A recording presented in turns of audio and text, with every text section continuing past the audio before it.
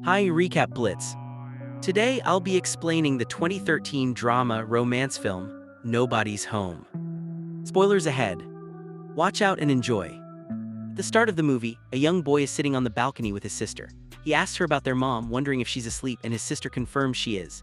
Out of curiosity or mischief, the boy grabs the car keys and decides to take the car for a drive, despite not knowing how to drive properly. The noise of the car awakens their mother, who rushes outside, yelling at them to pull over. Afraid of the consequences, the boy stops the car and runs away, knowing his mom would be furious. Furious after the incident, the mother calls her elder daughter Fairy and tells her to contact a car dealer. She's determined to sell the car to prevent any future accidents caused by her son's recklessness. Fairy brings home a coworker, also a car dealer, and her friend to inspect the vehicle for sale. While the dealer examines the car, Eric shows up, furious to see someone handling his car. Confronting Joseph, the dealer, Eric demands to know who he is and why he's touching the vehicle. Joseph calmly explains that their mother asked him to sell the car and that Eric should address his frustrations directly with her. Upset that his mother made such a big decision without consulting him, Eric lashes out at her, saying she doesn't have the authority to sell a family car on her own. But Eric's temper and protests make no difference. The car is sold regardless. Feeling betrayed, Eric leaves home and stays at a friend's house for several days while his anger simmers. Despite his stubbornness, his mother worries about him, but Eric dismisses her concerns and spends his time smoking and hanging out with friends. One morning, while his friend's mother is cleaning, Eric starts observing her with strange intent. His behavior quickly escalates. He corners her in another room and forces himself on her in an act so sudden she can hardly process what happened. Feeling conflicted after what he's done, Eric later walks to a lakeside, alone, debating whether to return home or stay away longer. Back at home, Fairy notices their mom isn't acting herself and asks if she's ready for dinner plans. She tries to reassure her mother to go out with them, but their mom admits she doesn't feel like stepping out, not necessarily because of dinner, but because she's missing Eric. In the end, they decide to have dinner at home. Later that night, Eric finally returns home because he couldn't stay away forever. But instead of being welcomed back warmly, his mother insults him, assuming he's only back because his friend kicked him out. Eric responds with silence and quietly goes to his room.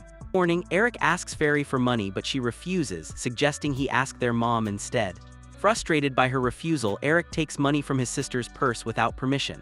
Although Fairy tries to stop him, she isn't able to prevent it. Feeling aimless and unmotivated in life, Eric struggles, refusing to shoulder responsibilities for his family. He returns to his friend's house that day and encounters his friend's mother again.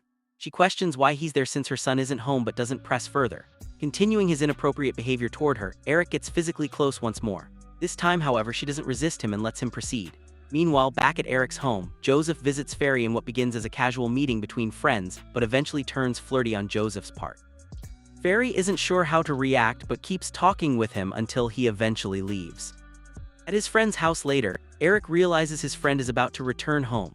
Wanting to avoid detection and any awkward confrontations about what he's been up to with his friend's mother, he sneaks out quietly. Unfortunately for him, his friend spots him just as he tries to leave and confronts him about why he's acting so strangely. Eric brushes off the encounter by claiming he isn't in the mood to talk and heads home. His friend lets him leave without further questions, but there's an unmistakable tension lingering in their interaction before Eric goes on his way. When Eric returned home, his grandmother had prepared dinner for him, but he barely touched it. He was deeply unhappy, lost in his own world. Eric was the kind of person who wanted success, wealth, and everything else right away without any effort. Overwhelmed by his failures and lack of direction, he cried, unsure where to start or how to achieve his dreams. Meanwhile, Fairy, a lonely young woman, found herself at a crossroads in life. One day, Joseph, who was a good friend despite being 10 years older than her, invited her out. Unable to refuse him, she agreed and they spent some time shopping together. Fairy wasn't sure why she was even there with him. During their outing, Joseph unexpectedly proposed marriage to her. Later that evening, when Fairy returned home, she shared the news with her mother. She said she had accepted Joseph's proposal. Her mother, however, burst into tears and warned her that Joseph was not a good man for her. Fairy protested, saying her mother had never spoken ill of him before and questioned why her opinion had suddenly changed now that he wanted to marry her. Despite her mother's objections, Fairy stood firm. At 32, she felt it was time to settle down and insisted she would marry him, whether her mother approved or not. Around the same time, Eric attended his friend Bari's birthday party. Bari's mom noticed Eric had been distant lately and confronted him, asking if he didn't need her anymore. Eric dismissed her concerns, saying he was busy with schoolwork, though she could tell he wasn't being honest. She suspected he simply didn't want to visit her because she was an older woman who no longer felt important in his life. When Eric came back home, he was hit with surprising news. Furry was getting married in 2 months. Frustrated and upset, Eric lashed out because in their struggling household, Furry was the only one earning money. She tried to reassure him, encouraging him to step up and take responsibility once she was gone. But their mother intervened, saying she would continue to support the family herself because she didn't believe Eric was capable of taking on such responsibility. Feeling humiliated by her words, Eric stormed out of the house. Later, while visiting Bari's house, Eric encountered more awkwardness. Bari wasn't home and his mom's husband unexpectedly arrived. She awkwardly excused herself, pretending as though Eric shouldn't have been there. Embarrassed, Eric apologized and left. Meanwhile, as the weeks went by, Joseph began dropping Furry home every day. During one of these rides, he leaned over and kissed her in the car. Furry didn't like it and stormed off. That night, she cried while brushing her teeth because deep down, she wasn't happy about marrying him. But feeling trapped by her age and loneliness, she saw no other option. Joseph was the only man who had shown interest in her. One day, Eric saw someone who shocked him: his father. Catching sight of him in a car parked outside a shop, Eric began yelling his dad's name and chasing after him down the street. But the car drove off without stopping. Devastated by the missed opportunity to reconnect with his father, Eric felt heartbroken all over again.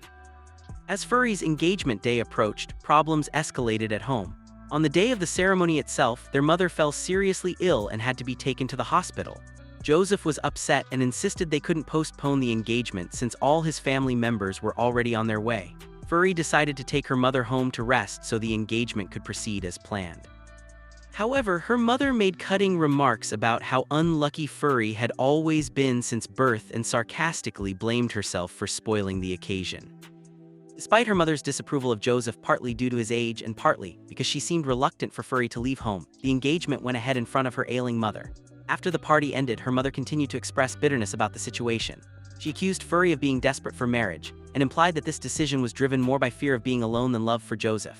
Hurt by the cruel remarks, Furry broke a plate in frustration and left the room. Furry's mother wasn't distraught simply because she disapproved of Joseph. Deep down, she knew that losing Furry would mean losing the family's primary breadwinner.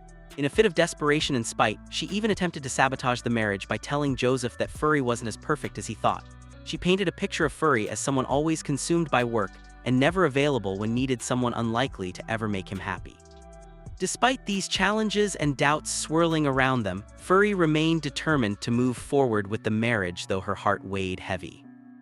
Joseph realizes her intentions. She is trying to ruin their marriage. That's why he assures, "Don't worry about us, I will manage." Furry seemingly has everything a man could want in a woman. One day, when Furry returns home, she catches Eric doing drugs in his room. Furious, she scolds and beats him, saying, "Why don't you understand? You need to support this family when I'm gone, and here you are doing drugs. Grow up, Eric. Once I'm married, it'll just be you to take care of them." Both break into tears after this confrontation. The long-awaited wedding day finally arrives. Everyone is celebrating and dancing, but Furry's mother is drinking, unable to hide her sadness. She never wanted Furry to marry due to their financial struggles. Though surrounded by joy, Furry is deeply aware of her mother's pain and the weight of leaving her family behind. Tearfully, they watch as the inevitable unfolds. Some things in life simply cannot be avoided. Make sure to subscribe and turn on notifications so you can watch more videos like this. Thanks for watching.